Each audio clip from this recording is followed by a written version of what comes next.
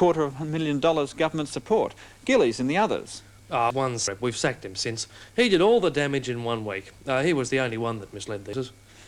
Putting it mildly, we weren't impressed. So, if you want to sell more fences, fly screens or fireplaces in our bicentennial year, check carefully if it's for what's being billed as the largest home fair ever staged in the South. She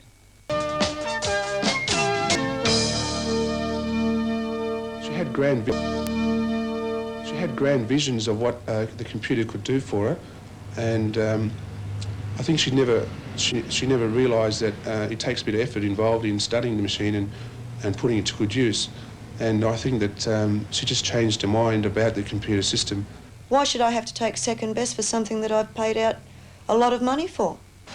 Rita Bailey of Penshurst in Sydney doesn't think she's being unreasonable at all. Last November, she bought this Amiga computer system and a software package from SpeedCal International in nearby Penshurst for a total price of $4,216.95. Rita says at the time of purchase, she was told by SpeedCal that the software component, supplied by Commodore Business Machines Proprietary Limited, would be delivered to her in 7 days. But 9 months later, there's still no sign of the software, and Rita feels she's been lumped with a very expensive white elephant. Well, it's not only disappointing, it's annoying. Not only to have something sitting there that I can't get the program that I require for it, but just the fact of their attitude. When I spoke to SpeedCal and said that I was going to Consumer Affairs about this, he virtually said, well, bad luck. Rita decided to buy the Amiga system from SpeedCal when she was offered a job processing monthly mail-outs for a large association. She chose that system because it had all the capabilities for the task. But the association couldn't keep waiting. They've hired somebody else now, and Rita's missed out on a potentially lucrative income. All he said was that it would take 7 days for the paperwork to go through the warehouse for the order to be processed.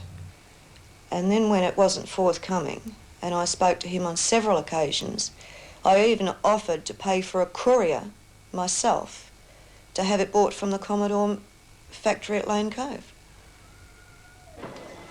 Well, eventually Rita discovered that the software, a Visa Write program, is not only unavailable in Australia, it's not available anywhere in the world. It's still being perfected by Visa Software Limited, a company based in England. Yet when SpeedCal advertised it in their autumn catalogue this year, it wasn't even designated as a new product. I promised Mrs. Bailey the software would take a 7-day delivery period, provided that the software was in stock at the warehouse. Provided? It was conditional, was it? Yes, because I can't supply it to her if it's not in a warehouse. She said she had no idea at the time of buying that it wasn't available. She said it might be a matter of days, maybe weeks, but she had no idea that it just wasn't available. Well, she was in the same frame of mind as I was, because I wasn't as aware either that it was not available. What I normally do when people ask me, and sometimes it's common, I normally ring up the warehouse to find out if it's in stock. And she never asked me to do that. She was quite content. Should she ask you? She's relying on you. She's relying on what you tell her. Yes. If you say, well, there's a Visa Write program that goes with this, yes, then she would assume, as any normal consumer would, that it's available. And I advised her after 7 working days that the product wasn't available. Well, in hindsight, do you think it was wrong to presume that it was available? Well, it's better to presume it's available than not available, because there's a lot more packages that are around it that are available than not available when they have said that they are. Commodore says they've been expecting Visa Write to arrive any minute now for a year, and they've kept it on their price list marked soon to be released. Tony Cuff, the National Product Manager, believes they've done all they can for Rita, providing an alternative program and training course to compensate for the unusually long delays with Visa Write. However, he says Rita's contract is with SpeedCal, and Commodore can't interfere with dealers' business matters. I've offered alternative software packages. I've offered to replace the machine altogether with a different type of machine that she may need. because if she's genuine about having a computer and having to do these functions, I'm genuine in being able to supply her with it and to satisfy her needs. I feel that I'm quite within my rights to say, well, this is the package that I've purchased, and if I can't have this package, then I feel that I should be able to give the computer back and have a full refund on the whole system. Well, Charles Ballas has just contacted us to say he sent Rita a cheque for $295, the cost of the software. For her, that's not much consolation for the $4,000 odd she paid him 9 months ago, and she really believes that there's no other software that suits her needs as well as the Visa Right program. So now she plans to take legal action to try to recover the balance. Eric. Which of these toys do you think would be banned? First of all, there's Unstitched Mitch. Now, he's recommended by the packaging as being suitable for kids of 4 years and over. The joke is he's got his guts coming out of a split belly. Then there's Patty Plate Glass, an endearing little thing which depicts a young girl who's been through a plate glass window. Note these shards of glass all over her. More collision humour with Carrie Car Door, a young child who's skateboarded into the path of a car. It's even three-dimensional. And then there's Katie Cut Up, a little severed head complete with slash marks all over her face which squirts water. Or there's the Minnie Mouse pyjama holder. Well, the only one that's been banned is Minnie Mouse. This particular model had polystyrene balls inside it which could have been inhaled, so it was taken off the market. The rest are freely and quite legally on sale for kids from most major retailers. Well, you've probably heard a bit lately about these toy nasties, but the reality is that no matter how much state and federal authorities dislike them, and Victorian Consumer Affairs has been particularly vocal, calling them grossly sick, the authorities are powerless to take any action unless they're physically unsafe or incorrectly labelled. And of course, this is quite correctly labelled. Well, you can only hope that toy shops have enough sensitivity not to stock them. Oh, and just to prove that there are no depths to which some businesses will not plummet, Wendy Clough from Wollongong in New South Wales has sent us a toy she found on sale in a discount store. It's a child's pencil in the shape of an intravenous needle, easily affordable at 35 cents. Yes, there's nothing like encouraging kids to have fun.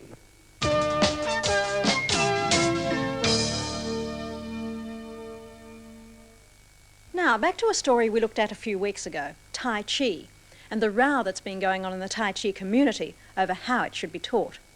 You might wonder how such a sedate pastime could spark any sort of row, but I can tell you, for the people involved, the feathers are really flying.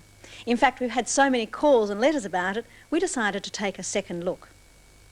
Originally, we looked at attacks by traditionalists on this man, Gary Kaur, and his Australian Academy of Tai Chi. Kaur says he teaches a simplified form of Tai Chi, which enables more people to do it for health and relaxation. His critics from rival Tai Chi groups say Kaur is simply giving people a bit of oriental exercise and calling it Tai Chi. They've also accused the Academy of turning out instructors too quickly, that is, in less than 12 months.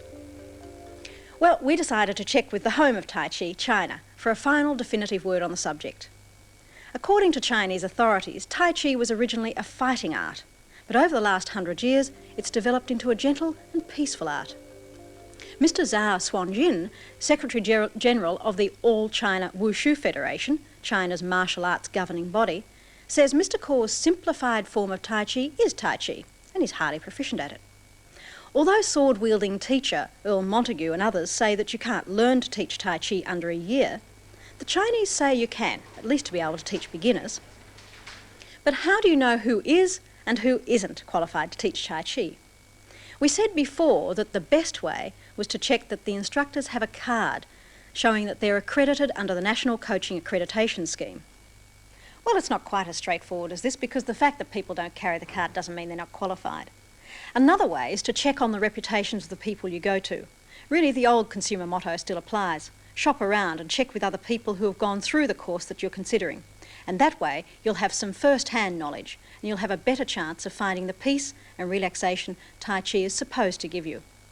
Now, some explosive comments from Lee. Splish splash, I was taking a bath, long about a Saturday night. Yeah, rubbed up, just relaxing in the tub, thinking everything was all right. Has this ever happened to you? At the Investigators, we look at all sorts of consumer problems, big ones, small ones, and we each have our individual little gripes. Now, this happens to be one of mine. 1.25 litre bottles of Schweppes soda water that act more like a soggy Vesuvius than a gentle mixer. So we went to Schweppes and asked them, why is it so? And according to Schweppes, if the bottles are chilled, it doesn't or it shouldn't happen. And I quote, gas is more soluble at a lower temperature, therefore at cooler temperatures the equilibrium pressure is lower. And what all that means is if it's cold, as these ones were, if the bottle is chilled and allowing for that bit of room at the top, it shouldn't happen, but it does. So we thought we'd have another test. I have here a dozen box, an unopened box of a dozen 1.25 litre bottles of Schweppes soda water. So let's try these.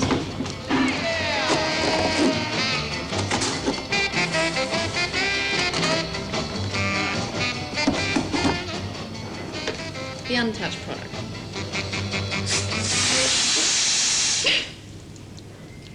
See, it does happen.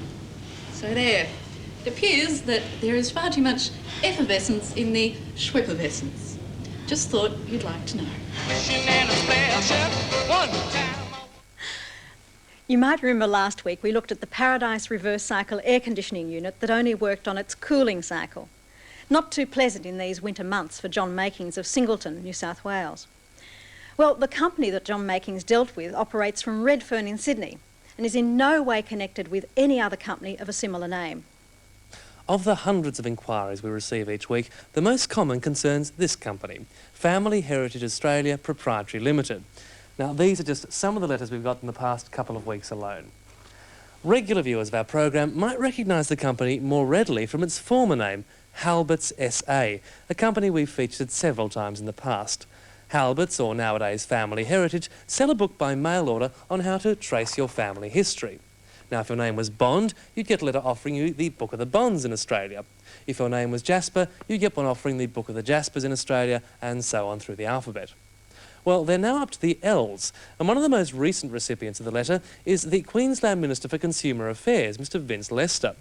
Mr Lester's department was less than impressed with the Family Heritage offer, and late last week he warned consumers about the books. He said the book was little more than a coffee table curiosity and highly overpriced. So, if your name starts with a letter between M and Z and you're looking for a coffee table curiosity, this could be the book for you.